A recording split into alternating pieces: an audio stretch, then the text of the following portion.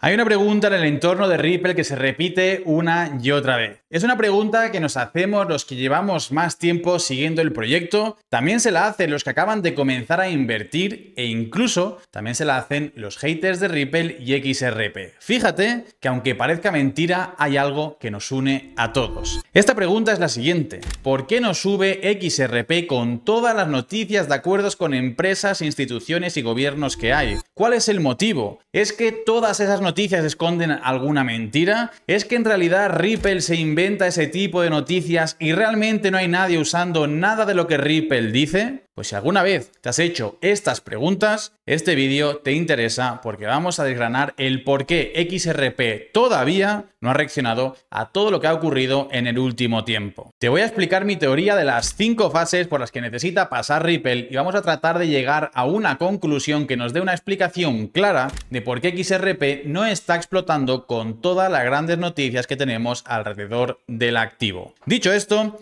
no me enrollo más y vamos con la teoría de las 5 fases de Ripple. No sé si habrás visto el vídeo que subí hace una semana analizando todo lo que había ocurrido alrededor de Ripple en los últimos 365 días a nivel de noticias y acción del precio, pero si no lo has visto, te recomiendo que vayas a verlo después de este, ya que guarda cierta relación. En ese vídeo veíamos todas las noticias importantes que habían ocurrido en torno a Ripple desde que Donald Trump ganó las elecciones y el precio de XRP comenzó a subir. Mucha gente me escribió diciéndome: tío, me ha encantado el vídeo, pero no entiendo por qué narices no sube el precio de XRP con todo lo que ha pasado en solo un año. Al repetirse tanto esa pregunta, me puse a pensar en ello y me puse a darle forma a mi teoría de por qué no sube todavía el precio de XRP. Por darle una forma muy sencilla y fácil de entender, esta teoría tiene 5 fases y yo diría que Ripple y XRP se encuentran entre la fase 3 y la fase 4. Pero esa es solo mi opinión y que cada uno es libre de pensar lo que crea conveniente. Estas 5 fases son las siguientes. Primero, como es obvio, tenemos la fase 1, a lo que yo le llamo la fase de impacto. Esta fase es una de las fases más complicadas, ya que es una fase en la cual nadie te conoce, nadie sabe lo que haces, ni quiere saberlo, y tú les tienes que convencer de algo que no tiene ningún tipo de sentido para ellos. Vosotros imaginaos en el año 2013-2014 a los directivos de Ripple llamando a la puerta de los bancos, instituciones de pago, gobiernos, para convencerles de que su sistema era la hostia y que con un token que Ripple poseía casi el 100% del supply iban a poder transaccionar todo el valor del mundo. Suena a estafa de manual. Por eso le llamo la fase de impacto, porque es muy complicado convencer a un sector tan antiguo y tan arcaico como es el bancario de que algo así iba a funcionar y más aún conseguir tener acceso a él. Por suerte, Ripple consiguió pasar esta fase en la cual mueren la mayoría de proyectos y pudo avanzar a la fase 2. A esta fase la llamo la fase de prueba, ya que aquellos clientes a los que has conseguido convencer con tu idea, ahora les tienes que convencer con una prueba real para que vean el potencial de tu maravillosa idea y que sientan cómo les puede ayudar realmente. Y antes de ir con las siguientes fases, déjame recordarte que me ayuda muchísimo que le des al botón de like y te suscribas si no lo estás, y que si quieres sacar mayores beneficios en este mercado, puedes entrar a mi comunidad gratuita de Telegram. Tienes toda la información para entrar en la descripción. Y ahora sí, sigamos con esa fase 2. En esta fase, olvídate ni siquiera de que usen XRP. Aquí tú les tienes que enseñar cómo tú lo usarías en su lugar y hacerles entender cómo ellos se beneficiarán de ese uso. Lo más difícil ya lo has conseguido, que es que accedan a esta fase de prueba. Pero ahora tienes que conseguir que entiendan por qué necesitan tu producto cuando todavía ni siquiera saben qué narices haces. Aquí, la mayoría de respuestas que obtienes son las típicas de "ya te diré algo más adelante". Y es normal, ya que no ven la necesidad de algo así. Seguramente no entienden lo que es blockchain, no entienden cómo fluye el dinero y lo más importante, les da miedo que su jefe le meta la bronca por intentar innovar de más. Esos directivos están muy cómodos en sus oficinas y no quieren jugarse el puesto por querer innovar demasiado. Por suerte, siempre hay early adopters que quieren probar esa nueva tecnología que quizás puede cambiar el mundo tal y como lo conocemos. Y es gracias a esos early adopters que Ripple pudo pasar a la fase 3. Esta fase es vital, ya que es la fase de testeo. Pasar a esta fase significa que tus clientes no solo creen en tu producto, sino que ya son conscientes de que lo necesitan. La fase 3 o fase de testeo se podría dividir en muchos niveles, ya que dentro de una fase de pruebas hay diferentes estándares. Tenemos que entender que cuando una empresa da el salto a probar un producto de este tipo, tienen mucho miedo a perder algo, lo que sea, pero no quieren perder. El proceso es muy lento. Encontramos una primera fase en la que el cliente comienza a hacer sus primeras transacciones dentro de su propio flujo, con muy poco capital para entender cómo fluye ese valor. Es sabido además que a los clientes que llegaban a esta fase Ripple les regalaba XRP para que hicieran las pruebas que fueran necesarias e incentivar de esta manera que usaran la infraestructura todo lo que fuera posible. Un caso muy conocido es el caso de la CBDC de Palau que se llevó a cabo sobre la red de Ripple.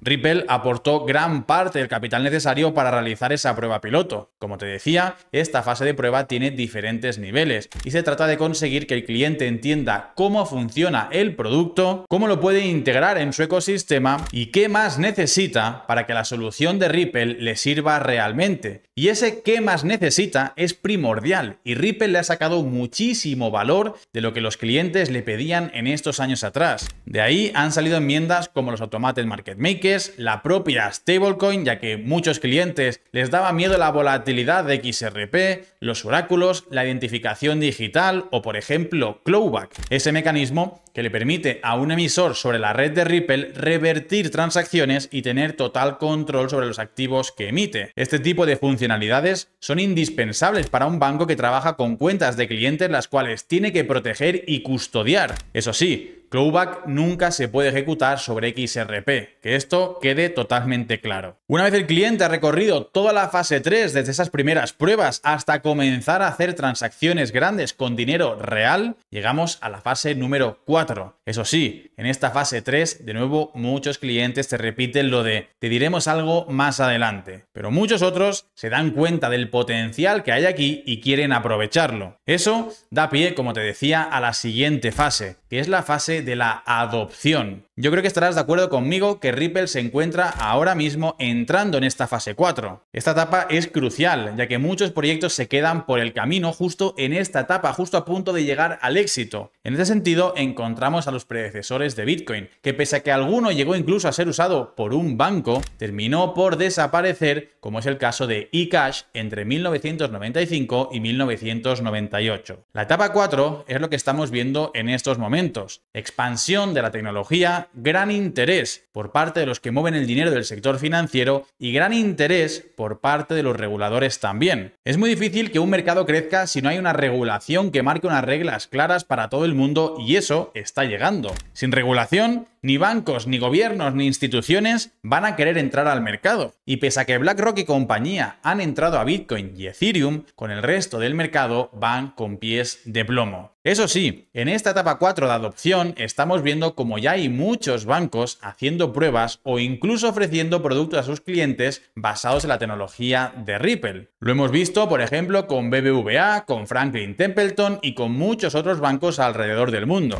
Además, Ripple se está asegurando en esta fase 4 de crear ese conjunto de herramientas que juntas hacen un engranaje perfecto. ¿Cómo lo ha conseguido Ripple? Pues adquiriendo empresas, adquiriendo talento, es decir, contratando y adquiriendo licencias de todo tipo que le permita operar en los diferentes mercados. Gracias a todo esto, Ripple se encuentra en esa fase 4 de adopción en la cual vemos a Ripple ofrecer desde custodia de activos digitales, ofrecer servicios de tokenización a través de su stablecoin y ofrecer pagos transfronterizos con XRP, entre otras muchas cosas que han ido llegando en las últimas semanas y seguirán llegando sin ningún tipo de dudas. Y pese a estar en esta fase de adopción, el precio todavía no crece. ¿Por qué? Porque en la fase en la que nos encontramos, todo esto todavía no tiene suficiente impacto en XRP. Toda esta adopción, pese a que las noticias son espectaculares, no significa que ya esté funcionando todo a pleno rendimiento. Significa que esto va a comenzar a suceder. Según la típica curva de adopción, ahora estaríamos en esa segunda fase camino a la tercera cuando viene la parte grande de la ola. ¿Y qué ocurre cuando entra el grueso grueso de tu público, que ahí sí es cuando comienza a impactar en el precio y se comienza a ver reflejado el valor que tú le aportas al mercado. Pero curiosamente, en esa parte es cuando ya no es tan rentable invertir, porque es cuando ya todo el mundo lo sabe, todo el que tenía que comprar en etapas tempranas ya ha comprado y la oportunidad real se ha esfumado. ¿Cuándo había que invertir en Amazon, por ejemplo? En 2007, 2010. ¿Por qué? Porque ya había demostrado que había resistido a la burbuja de las .com, porque podías ver cómo no paraban de crecer en usuarios, trabajadores, infraestructura, productos, porque era un negocio digital. Y podías ver cómo todo se estaba digitalizando. Y además, el mercado de venta online no paraba de crecer. Comenzaba a haber ya una infraestructura global que permitía el crecimiento de Amazon.